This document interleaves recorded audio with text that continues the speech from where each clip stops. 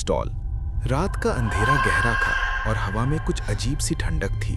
रिया, एक अकेली माँ, अपनी 8 साल की बेटी मीरा के कमरे की ओर बढ़ी। मीरा ने हाल ही में घर लौटते ही एक नई गुड़िया लाई थी। गुड़िया छोटी, सफेद पोशाक पहने और मासूम चेहरे वाली थी।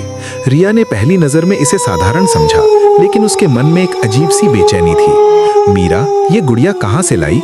रिया ने धीरे से पूछा। स्कूल की दुकान से माँ, बहुत प्यारी है ना? मीरा ने खिलखिलाते हुए कहा।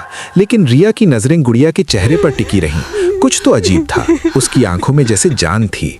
अगले दिन रिया ने शहर की अखबार की पुरानी कटिंग्स देखनी शुरू की।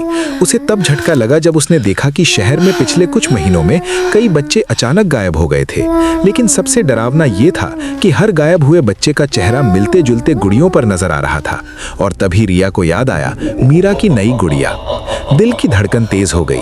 रिया ने गुड़िया उठाई और उसकी आंखों में गौर से देखा। हर डिटेल, बाल, आंखें, हाथ, पोशाक, सब कुछ एकदम उसी गायब हुए बच्चे जैसा था, जैसे गुड़िया खुद जीवित हो। रात हुई और घर में अजीब सी खामोशी छा गई।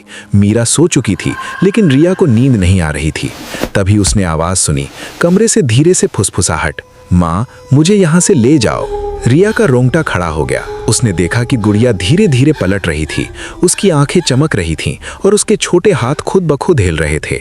रिया को लगा कि वो पागल हो रही है, लेकिन जैसे ही उसने दूसरा कदम बढ़ाया, गुड़िया ने चीखती हुई आवाज में कहा, वो सब वापस आना चाहते हैं।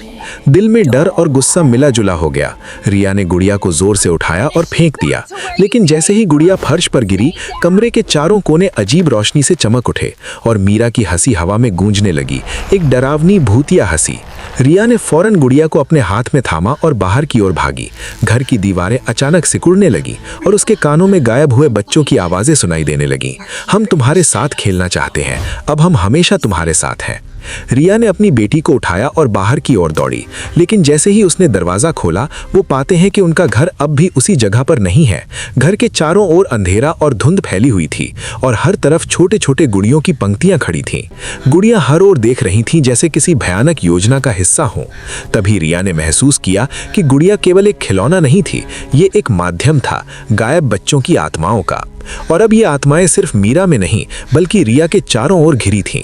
धीरे धीरे रिया को एहसास हुआ कि अगर उसने गुड़िया को नहीं रोका तो ये आत्माएं मीरा को भी अपने साथ ले जाएंगी। उसने गहरी सांस ली और अपनी सारी हिम्मत जुटाई। वो गुड़िया को बाहर फेंकने के लिए दौड़ी, लेकिन गुड़िया अचानक अपनी जगह पर लेविटेट करने लगी। तुम्हें हमसे नहीं बचना, गुड़िया की आवाज घर में गूंज उठी। रिया ने अपने दिल की धड़कन को काबू में करते हुए गुड़िया को जमीन पर पटक दिया। इस बार कमरे की रोशनी तेज हुई और गुड़िया धीरे धीरे अपने आप टूटने लगी। उस टूटने की आवाज के साथ कमरे से अजीब सन्नाटा छा गया। मीरा की आंखें खुली और उसने माँ की ओर देखा। माँ, वो अब नहीं? रिया ने बेटी को गले लगाया और धीरे से कहा, हाँ, अब सब ठीक है, हम सुरक्षित हैं। लेकिन जब उसने घर की ओर देखा तो खिड़कियों में छोटे छोटे चेहरे झांक रहे थे, उन बच्चों की जिनकी आत्माएं अभी भी कहीं ना कहीं जिंदा थीं। रिया ने ठान लिया कि चाहे कुछ भी हो, वो कभी भी ऐसी चीजें अपने घर में नहीं आने देगी। लेकिन रात की खामोशी में वो जानती थी कि कुछ शक्तियां ऐसी होती हैं जो कभी पूरी तरह समाप्त नहीं होती। और इसी बीच मीरा की नीली आंखों में एक हल्की सी चमक थी, जो रिया के लिए ये संकेत थी कि डर अभी खत्म नहीं हुआ।